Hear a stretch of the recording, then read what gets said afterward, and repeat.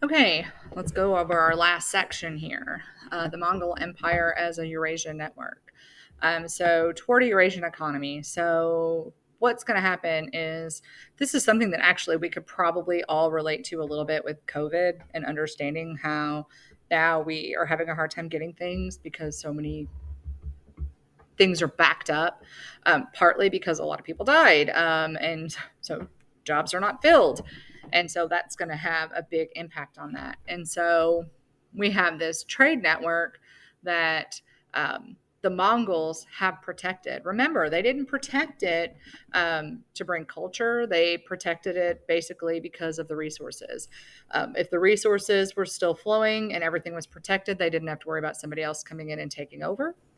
Um, they knew where the resources were and when they could get them when they needed them. That was very important to them. So the Mongols protected this trade route.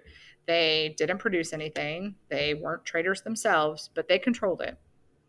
When the Mongols controlled the routes, it was so safe that it is said that you could carry a gold plate on your head without fear of being robbed. So if we look at this map here, you can see all of the things that are traded along it: mint and wool and textiles and jade and camels and metalwork. So all of these things are going to be traded, and so because of that, um, the Mongols are going to protect it pretty heavily. So let's check this map out here. Notice that some of these circuits of world trade are overlapped. So in class, we did discuss how when things are overlapped, you're going to see some cultural assimilation, some cultural diffusion, because, like right here in Cairo, they're literally overlapped by one, two, three trade routes. Cairo is going to flourish in culture. They're going to get culture from all of these different areas, and so that's kind of a big deal. Um, so, which circuits of trade would you say played the biggest role in the spread of the plague? Well, the plague starts here, and remember that the plague is primarily going to go along the Silk Trade Route. It only makes sense; it's right here. It's going to go across the trade route. And it's also following the same path that the Mongols were on and their expansion. Um, was there some trade on ships? Yes, there was, because remember, we have the sea trade right here. So you are going to see some on sea, but a lot of it was through the Silk Trade route. You have all of these areas that are impacted. So the Black Sea, the Mediterranean Sea, that is going to help spread um, basically Central Asia, Northern Italy, France, like these areas here, they're all going to have an impact.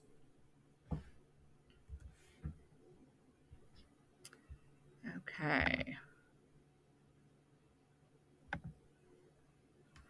So, diplomacy, being diplomatic. So, how does this work? So, how do the Mongols and Eurasia come together? How does this work? Well, after the death of the Mongol leader Genghis Khan, the empire is going to decline and turn into khanates. And so, instead of being one big um, empire of the Mongols, it's going to break apart, and you're going to have the Khanate of the Great Khan, which is obviously from him. The Chagate Khanate, Khanate of the Golden Horde, Ilkhanate. So all of these areas are going to become their own little Khanates. When we look at this, we see that there is a lot of trade that is still taking place here. The Mongols are going to keep these trade networks safe. They're going to eliminate or reduce bandits, and they're going to stop local rulers from taxing caravans as they go through trade. Remember, the Mongols want to keep this trade going, and so for them, going through Eurasia, it was pretty important. So if they're protecting trade and encouraging it to keep going, the Mongols are going to, or the Eurasians are going to be pretty happy about that. Um, they're going to be happy that trade continues, even though they're going in and taking over. So, our cultural exchange in the Mongol realm. The Mongols, again, are going to take the best of the best. That's what's important to them. I am not sure why that image is not showing up. Um, it's important to them. So, you're going to see a blending of religion. You're going to see a spread of Chinese technology, Muslim astrology, like You're going to see the astrolabe. You're going to see a lot of these things. A circulation of plants and crops. Europe is going to benefit from these connections. They're definitely going to benefit. And here we have the image, the Mongol invasion of Baghdad. It is two pictures that look like they're supposed to be put together, not two pictures of the same thing.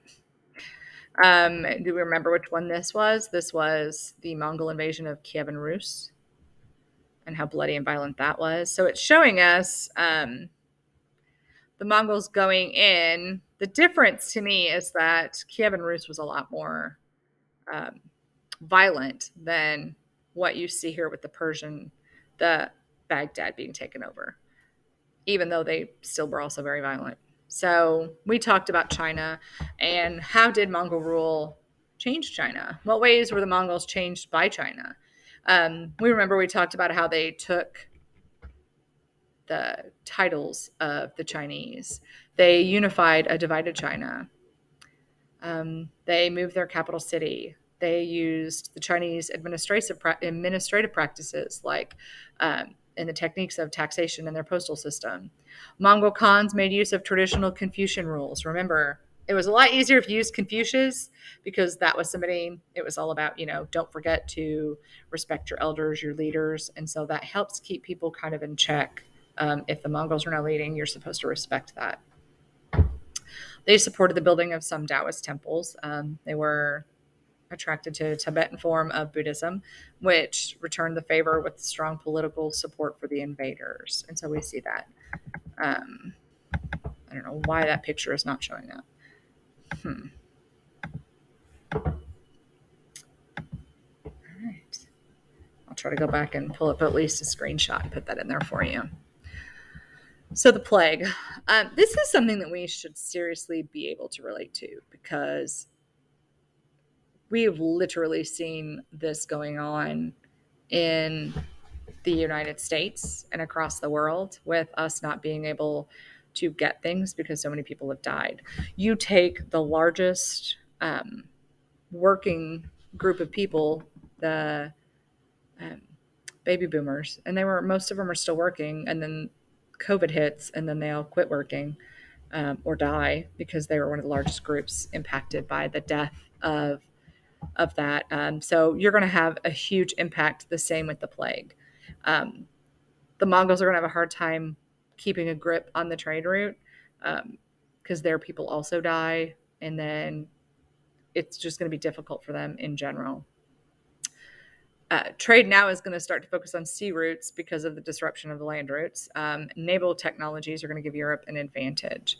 So let's look here. What were some of the social effects of the in Western Europe of the plague? We see a lot of social effects. So let's look at this. The loss of population due to the plague created labor shortages that provoked sharp conflict between scarce workers and the rich, which in turn undermined the practice of serfdom. We're going to see a lot of things here, even when we have a loss of population, creating labor shortages. So we see like people going on strike because they're like, hey, I worked during COVID and I still worked and I'm still here. You need to pay me more because you can't find people to do my job. So I'm worth more. And people are starting to see their worth, which is where you start seeing a lot of people going on strike. Labor shortages also are going to foster a greater interest in technological innovation in Europe and created more employment opportunities for women. Kind of interesting. Right now in our time period, if there's something that you wanted to do and excel at, there is literally nothing stopping you. Go for it. You're going to see people have a lot more advantage now than they did before if they choose to use it. You're also going to think about like the interest in technological innovation. Think about innovation as far as like TikTok and what people did while they were home. You saw a lot more innovation with what some people did and how creative they got during being stuck at home. The plague is going to contribute to the downfall of the Mongol Empire. Kind of hard to have control when people are dying around you right and left. The plague caused significant disruption in trade routes to the east, and this trade disruption, along with the desire to avoid Muslim intermediaries, is going to provide an incentive for Europeans to take to the sea. They're also going to start going to the sea for trade. So the plague is going to cause labor shortages. How does that impact a society? Well, we've kind of already talked about that a little bit. If you don't have people to work, the ones that are working can demand more money. But also, you're going to have things that you're going to have to do without because you can't get them anymore. And so you're going to see that a lot. Here's another section of this. So you can see the trade networks and how they were impacted. Here, here's the plague, and then it going back and forth, and how all of these little areas, you bring it here and it's going to affect all the other areas. So definitely a big impact. And so I'm not going to show you the fleas on rats video. You may look that up if you would like to for your own. And I'm going to see if I can show you really quick that one image that I did want you to see. Here's the image I wanted to show you, but for some reason wasn't popping up.